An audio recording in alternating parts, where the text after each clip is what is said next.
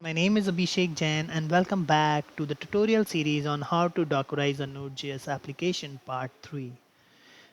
If you are new to the Node.js and a Docker, I would highly recommend you to watch my previous parts and I will provide a link into the description below before proceeding with this video.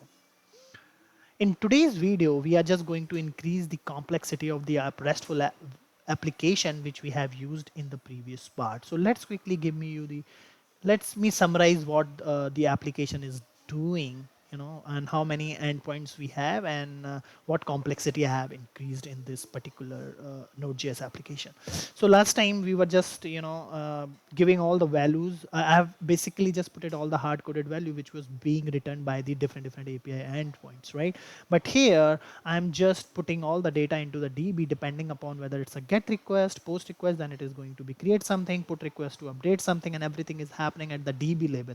And we have used a Postgres as a backend DB here, right? So this is my Postgres index, which is my main script, and this is my request, which we have like get, post, put, and this is the actual, the Postgres related JS file which I have written, which actually just, hitting the DB which is running on my local machine, and these are the methods which we have to just, support those basically requests. So let me just quickly show you that, how it's working. So I have already configured that on the Postman. So this application, yeah, it's running on 3000. So let me just quickly, so I have already done this. So it's working fine. Now I have a get user. So there is a bunch of users which you can see. Create user. I can just create the user. This is my post request. Update user if I want to update it, and delete the user, and if I want to delete something, right? So all these things are working fine. So as I showed you, this time, so we have, the another flavor, like we have to have a DB. So if we want to Dockerize this application, we are not going to just create a Docker file, but along with the Docker file we have to have a Docker Compose, because now we need a two different container. One container which is going to run my application, my main Node.js application, the another container which is going to run my DB, and my main container should be able to communicate with that DB to just make the connection, to just put the information or extract the information out of that particular DB, right? So we know for sure that, if we want to create image, we have to have a Docker file, right? So since there are a lot of stuff which we need to do, so I have already created few things. Docker file, Docker, compose. This is my package.json, so these are the file which I have already created. So let me just bring it here. So it's Postgres index is my main index, Postgres query where I have all the methods related to my DBs. This is my package.json, and the interesting thing, the very first thing which I wanted to show you is my Docker file. Okay, so Docker file, right? So Docker file is pretty much same like what we had built in the previous two parts. So first we are just, creating a base image with the node 12. Then I'm just creating a folder where my all the codes are going to be live. And then I'm just getting into that, and I'm just copying all my JS file into the Node.js. Then I'm just copying the packet.json, and to install a dependency and just to include into my image, I'm just running this npm install command. But the interesting and the difference which we have in this Docker file, I'm not giving any default command which needs to be run, because that I will be doing in the Docker Compose. So what is exactly the Docker Compose?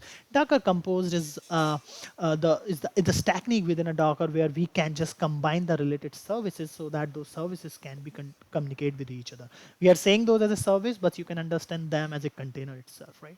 So let me just open that Docker Compose file. So this is my Docker Compose file, and if you will see, we have services, right? So this is just a structure. To understand the structure, how those things needs to be created, this is a YAML file, so you have to follow the YAML syntax, and you can just read through the documentation, because a lot of information needs to be understand when you create a Docker Compose. So basically on high level, we have two services, DB, and this is how I'm just creating, the Postgres container, and then this Node REST API is basically interacting with this Postgres. And here you can see this command which we used to give in a Docker file. Here I'm just using this command as a keyword, and I'm just running this node and my main Node.js script basically, and I'm just giving this as a container name, the Node REST API. And the port, so you can just understand this, whatever the docker run command we used to run in a command line, it's pretty much same, but here we have a different keywords which actually gets related to those options which we have in a docker run. Container name, like it's a dash dash name. Ports is pretty much same, like, the publish, and depends on, this is an interesting one, because if you have in compose, so let's say this particular REST API is always going to dependent on the DB because it needs to hit to the DB, so that DB has to be up and running.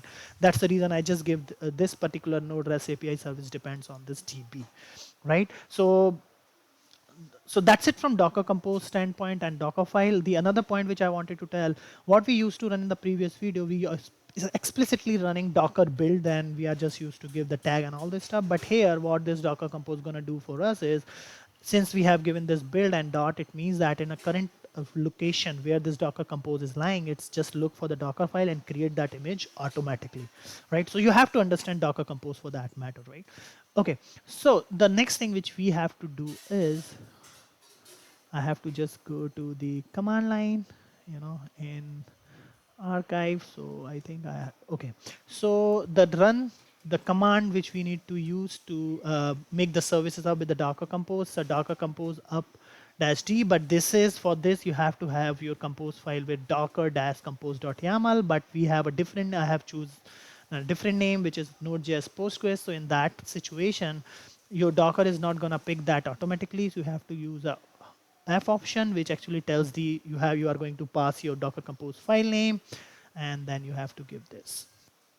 Okay, so it's saying that Postgres DB is already running. Oh, so since to just explain the functioning of application, I am already running that container with the Postgres DB, so I have to kill this. Okay, so killing this, it's straightforward, stop. In Linux, it's far easier. You can just, run these command in one statement, but here we have to use this. So I have removed this, and if I run this same script again, then I should be good. Yep, so this time it looks, it's working fine. So now we can see two services, two container, Node REST API and Postgres DB. So just to see the message which we used to see when we are running that through the command line directly, what we can do is we can use this docker logs f, and we can give this node f, and then we should be able to see. Okay, so now we can see app listening on 3000, but we are exposing this on host machine on 40196. So rather than hitting a 3000, we have to hit the 4096. I hope I should be having. Okay, let me just open the Chrome. What's there? Okay, so now if we hit this local host 40196, we should get, okay, now it's working fine. Then I have to hit that user, so that user is also coming, right? So we have, so that is how you can, Dockerize, your complicated Node.js application where the backend is utilizing any relational DB. So right now we are using Postgres, but you can use any particular DB which you want to use for Oracle and all those stuff. But if you are going to use a different, the DB, then you have to look for how you can just create the service within a Docker Compose for that particular DB, and that information you can always find on a Docker documentation, right? So that's it from my side for this particular video. And if you have any question, if you have any confusion, and if you are trying to just replicate the same thing, and if you need any source code, just let me know in the comment section. I will try to just provide all these stuff, and soon I will try to just create a GitHub repository to just provide all those source code within that GitHub repository so that everyone can just reference them. So thanks for watching this, and stay healthy and keep learning a new stuff.